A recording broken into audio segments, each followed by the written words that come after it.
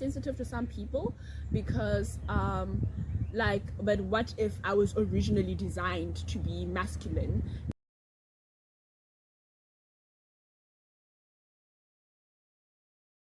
Greetings to you all and welcome to Monodialogues with Mackenzie. I'm your host Mackenzie, and we are back for a new series where we talk about femininity, matriarchal societies and the likes. But I'm not alone. I'm with a friend of the podcast who is going to be our co-host for this season. Jet, how are you? How have you been? What's been happening? What's new? Yo, Maybe overwhelm you with questions. Yo, I've been good, man. I've been good. School is schooling, but we're almost there. The day is over, so I'm actually excited that I'm excited that the year is over, and I'm excited to be here. I'm excited to have this conversation. This is a well-needed conversation in today's society, and I hope you guys enjoy it. So, yeah. Lovely. Great stuff. I'm so excited. Anyway, guys, we're gonna be referring to notes, and basically we're just gonna be having like a casual conversation. So we aren't necessarily always gonna like be looking at the camera. Yeah. But for definition purposes, for understanding purposes, this is low-key reminding me of debate. But just so we all don't get confused or whatever, we're gonna give you some definitions. And firstly, the first definition is feminism.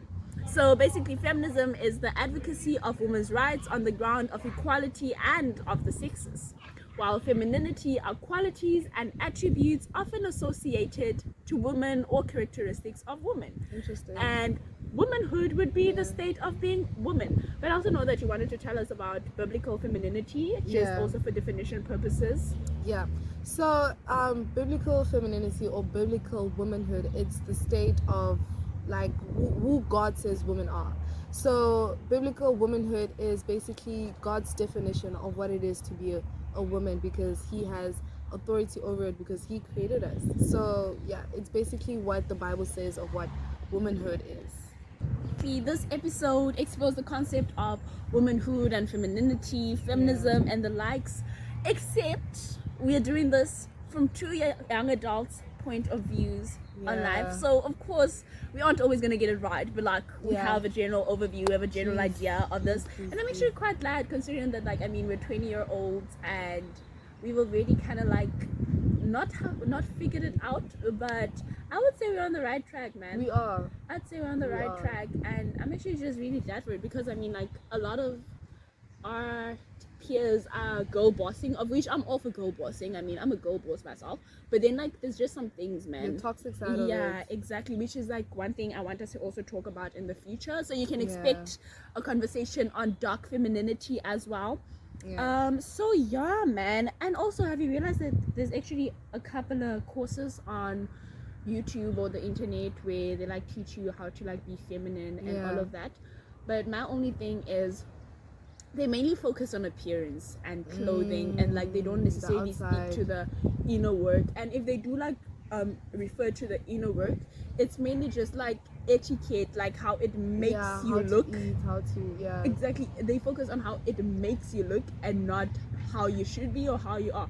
And that is one thing that I want us to like also like look into. But like, why does femininity matter? I mean, like, why is it important that we be confident in our femininity? I mean, femininity matters in terms of gender roles. So it's the same thing with masculine. We live in a society where, unfortunately, male and females don't know who they are.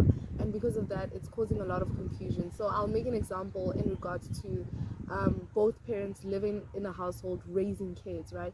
Women are generally, or it's in their nature to be nurturing beings, right? Men, it's in their nature to be a provider, whether it is financially or whatever, it's within their nature. So in order for a family to coincide with one another, or for a family to just be able to coexist with one another, both people need to know their roles and they need to know who they are, so that it can, you know, work together as it should. So words that are like often thrown around and like they lose their significance. Well, that is so crazy. And also another thing is that many think that what makes a woman is her nurturing nature, but I mean, not all women are nurturing. I mean, are they? That's true. So they say that women are more emotionally intelligent, And I mean, these are just some attributes that are required as feminine, but honestly I think that everyone should kind of like have those qualities. And I mean, also femininity can be understood as a social construct. So basically, to simplify things, it suggests that men and women each have a role to serve in society. However, each one's role is specific. Exactly. And I mean, like, this should be a given already. This shouldn't be a conversation that we are already having. However, what are some of the qualities or attributes that you have like heard of that make a woman, or that are required as feminine? Okay, so some of the qualities of like femininity is nurturing, sensitivity, sweetness, gentleness, modesty, humility, agreeableness, devotedness. And these are honestly like characteristics that any human being should have. Exactly. You know? Like, it really should not be gender specific. However, I also understand, or rather I understand why some of these are more masculine and some of these are more feminine. So basically, I genuinely do believe that we all should possess these qualities, because I mean, I possess masculine qualities. Every person possesses for both feminine and masculine qualities. It's just a matter of which we're more inclined to, or rather which we are specifically designed to express. And also understand that that could be a trigger or insensitive to some people, because but what if I was originally designed to be masculine, even though I am a feminine person or a female person? So man, I mean, the extent also, this also just speaks to my point, the extent to which femininity is biological is of course subject to change or subject to debate. And it is also important that we acknowledge that, again, that we both possess human and masculine energies. And man, such as those you have mentioned, also gentleness, empathy, and many more. A very interesting point to note is that a Canadian American sociologist Irvin Goffman and American philosopher Judith Butler theorized that gender is not forced or inherent, but is rather a socially defined set of practices and traits that have over time grown to become labeled as feminine and masculine. So again, it leads back to like social construction. True. And also, like, government also argued that women are socialized to present themselves as precious, ornamental, and fragile, uninstructed, and also ill-suited for anything requiring muscular exertion. So I also think like that is actually quite crazy, because I think this is what a lot of feminists have a problem with, because of also how this has been worded: ill-suited for anything requiring muscular exertion, ornamental. So basically, you're just there for decorative purposes. You like serve no real purpose, basically. I can actually understand the frustration, because then you really have no purpose. I don't know, it's just the wording thereof. Like, I would understand why some people may think it to be misogynistic or what else are the words. Although second wave feminism argues that women have been socialized with toys, television, games. But I mean, isn't it socialization? I mean, interesting point. Like, that's just how socialization works, because this has nothing to do with sex. It's all about, activities, games, and all of that. So That's so crazy. That is actually so crazy. So man, I mean, it is imperative that we also acknowledge the matriarchal societies which have existed, particularly in Africa, such as the Ashanti of Ghana, and there's also another one of Nigeria, and all of that. So that is definitely something we will be looking in. And I mean, our co-host here will also definitely be in on that. And man, we are low-key coming to the end of this episode.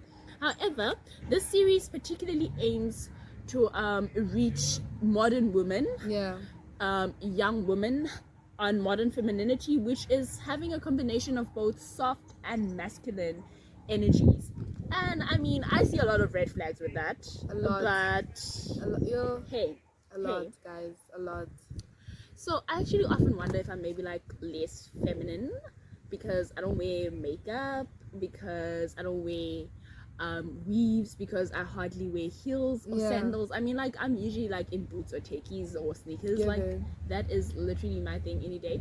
But I just sometimes feel like I'm less feminine just because of these YouTube coaches on how they're like, literally, even when you see them, it just screams makeup. You see red lips, and you're like, but okay, I don't always have red lips. Exactly. My nails aren't always painted. My nails aren't always long. They aren't always done. But I keep clean. Does that make me less feminine? Less feminine? Nah. Like, that is actually quite crazy. Also, most importantly, I think that modesty is important. Very. Modesty is also a feminine, as much as I believe men should be modest in their masculinity. Yes. And also, while speaking on like modesty, please note that I do not mean being limited or small in amount, but I mean being gentle and unassuming. Yeah. And basically with unassuming, what I mean is not being ignorant or being arrogant, but just like being kind, being human, man. That's true. Being human. That's true. Do you have any closing remarks before we finish? All I can say is I'm like very excited for these coming episodes because like you said in the beginning, like feminism and femininity, society has focused more on the outward appearance instead of the inward appearance, but because they have no authority over the inward appearance, and that's why I am excited to kind of sort of touch on biblical femininity, womanhood, and as to why it is important for us to go back to the Bible, go back to what God says, because at the end of the day, He has the final say. So yeah. Thank you all for watching and listening whether you're watching the visual podcast, whether you're listening to the audio podcast. Remember, we are on Spotify, we are on Google Podcasts, we are on Apple Podcasts, we are on Radio Public, Anchor, all of them. And on our socials, it is Monodialogues with Mackenzie on Instagram. On TikTok, it is Maurice Mackenzie. We are hoping to like have one specifically dedicated to the podcast, but I mean, we're growing and we're handling too many accounts. We can't. So a lot. And you can follow Jatem on Boipelo _. It's Boipelo _Manhe.